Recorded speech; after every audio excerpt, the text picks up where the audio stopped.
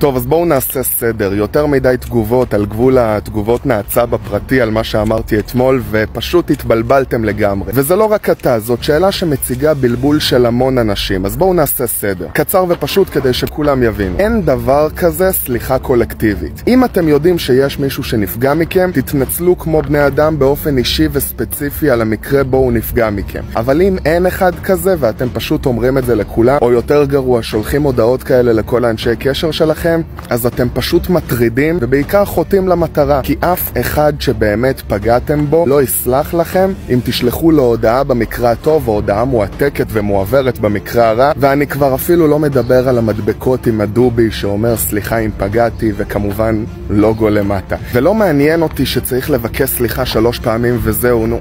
באמת, תפעילו את המוח. זאת נראית לכם סליחה אמיתית? אז תעשו לעצמכם טובה וקחו לכם כלל אצבע חשוב מאוד.